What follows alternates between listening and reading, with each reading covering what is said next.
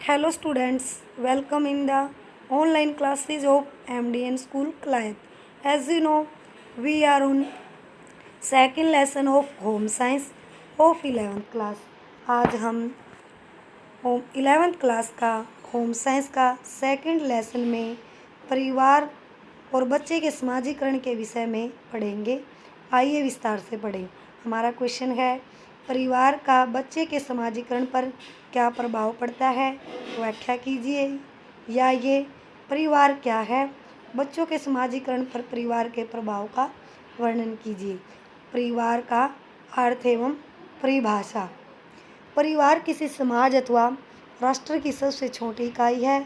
समाजशास्त्र की दृष्टि से परिवार सबसे पहला, छोटा और मूलभूत सामाजिक समूह है।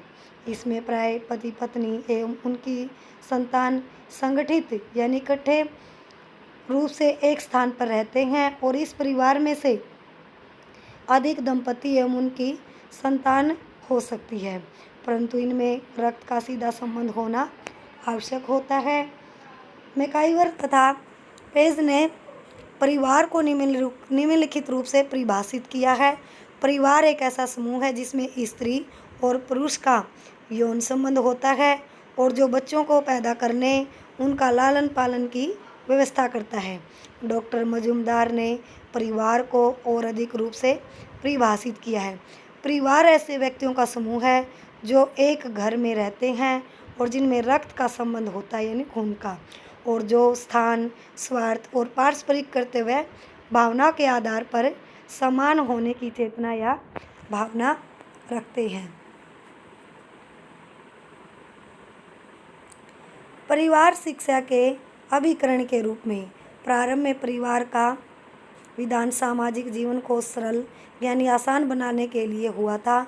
आज भी उनका यही उद्देश्य होता है, परंतु इन परिवारों में बच्चे जाने अनजाने बहुत कुछ सीखते हैं। सच पूछे तो बच्चे की शिक्षा का प्रारंभ इन्हीं परिवारों से होता है।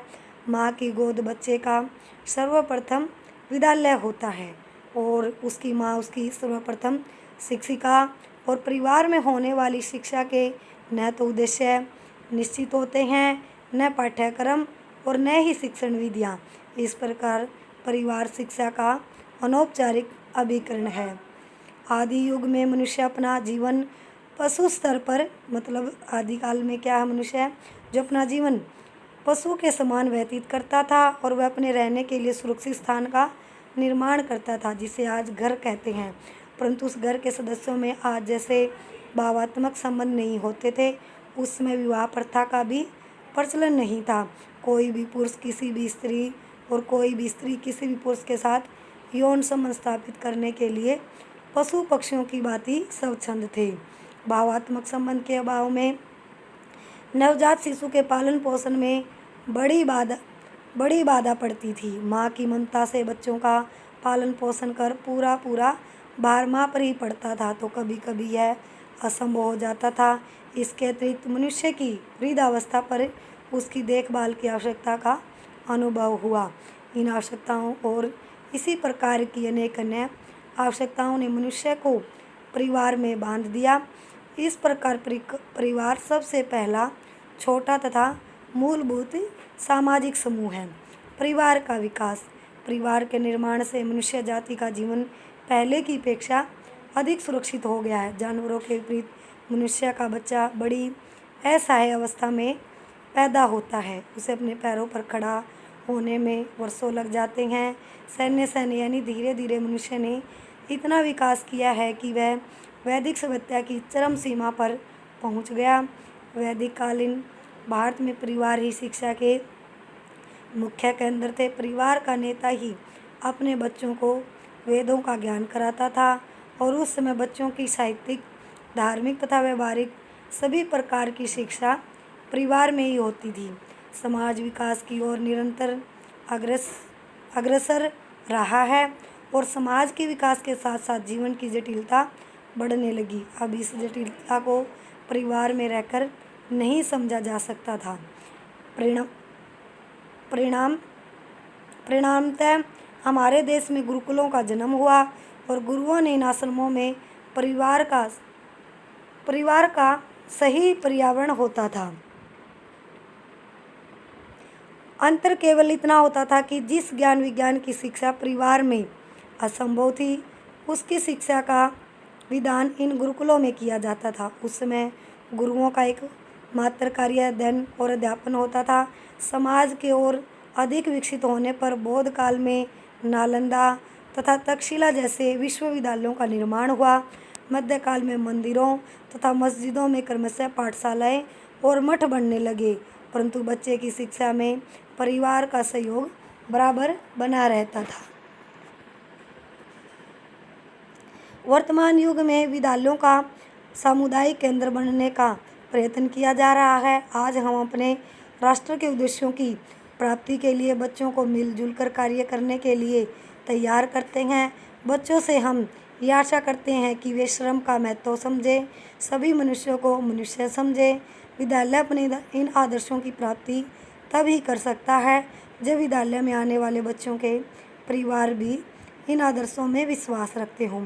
तभी तो वे अपने बच्चों का उत्साहित करेंगे, मनोबल बढ़ाएंगे और समाज सेवा के कार्यों में हाथ बटाने के लिए गंदी बस्तियों एवं गांव में अपने बच्चों को जाने की आज्ञा देंगे। परिवार का बच्चे के समाजीकरण पर प्रभाव।